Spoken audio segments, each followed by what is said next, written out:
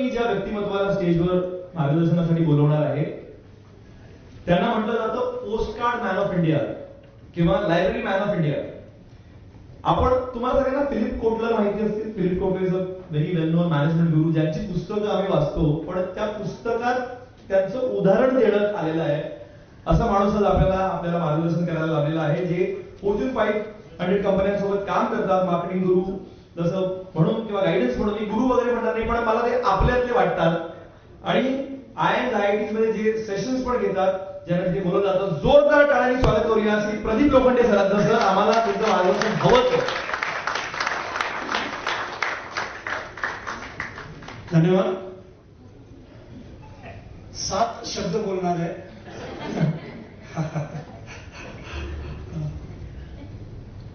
पहिलं प्रॉब्लेम काय आहे आपल्याकडे, एंटरप्रेन्योर म्हणजे काय हेच बराच वेळा कळत नाही. कारण सगळ्या सिरियल आणि पिक्चरने त्याची वाट लावली. म्हणजे एक केबिन असते, त्यात एक मालक बसलेला असतो आणि 2 ताईलोक बाहेर असतात. काम काय करतो याचं काय पडलेलं नसतं. तर माझी परत ही कडवट वाक्य आहे पहिलंच, की एंटरप्रेन्योर म्हणजे the person who is ready to work as a managing director to peon is an entrepreneur.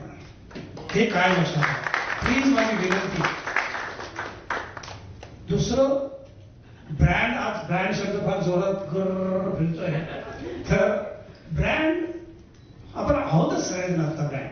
फक्त तर काय करायचं सांगतो, जे मला वाटतं ते, जे काही थोडं बहुत कळतं ते.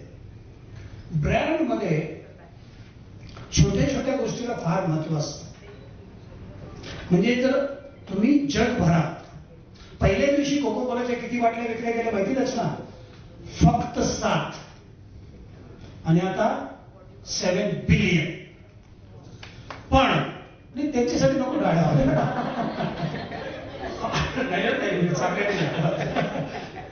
नाही, हे सांगतोय पुढचं ते बघा. तर पहिल्या दिवशी जेव्हा 7 बाटल्या विकल्या गेल्या होत्या, त्यावेळेला त्यांनी जो लाल कलर त्याच्यासाठी कोको कोला म्हणून लिहिला होता, जो वापरला होता, तोच आज आहे. आणि तो जगभरात जरा जरी इकडे तिकडे झालं तरी चालत नाही. तुम्ही ते पाळलं पाहिजे. आपण फार ढिलेपणा करतो.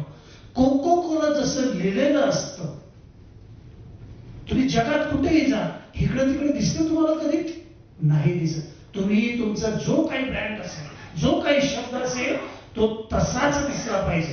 काय होते, कशाला काय फरक पडतोय नाही. आणि हे झालं इंटरनॅशनल एक्झाम्पल. इंडियातलं एक्झाम्पल देतो तुम्हाला. कुठलीही तेलाची बाटलीला आपण काय म्हणतो, करेक्ट, पॅराशूट म्हणतो, बरोबर. आता पुढचं वाक्य आहे का, anything in blue bottle in this country is parachute. म्हणजे त्याच्या पलीकडे तुम्ही विचार सुद्धा करू शकत नाही. ह्याचा तुम्ही विचार करा. जे काही तुमचा ब्रँड आहे त्याला एवढं तुम्ही स्ट्रॉंगली बघितलं पाहिजे, इतकं स्ट्रॉंगली. म्हणजे उद्या आमच्या ग्रामीण भागात तर त्यात जर जरी टाकून दिलं ना तरी म्हणाल हे पॅराशूटच. हे बिंबवलंय, हे प्रत्येक ह्युमनच्या पेशीत दिलंय त्यांनी. तर त्याचा तो कलर आणि पॅराशूट लिहिलेलं पण तुम्ही बघा, एक अक्रॉस द वर्ल्ड चालत नाही. त्यांना करोडो रुपये ह्या कंपन्या खर्च करतात त्याचा कलर. तुम्हाला ही किती छोटी नाही, हीच मोठी गोष्ट असते, हीच मोठी. पण मॅन पॉवर हे ते बाकी सगळ्या गोष्टी त्या तुम्ही एक्सपर्ट होताय चालता. पण ह्या ज्या काही छोट्या छोट्या गोष्टी आहेत, ह्या ब्रँड म्हणून आपल्याला फारच. आपल्याकडे एखाद्या वेळेस ओनर लक्ष देत होतं, मग कामगार देत नाही. एखाद्या वेळेस ओनर हिरोगिरी करतो, कामगार सांगत असतो तरी मालक ऐकत नाही. नाही ते साहेबांनी सांगितले, जाऊ दे, आजचा दिवस काय होत नाही.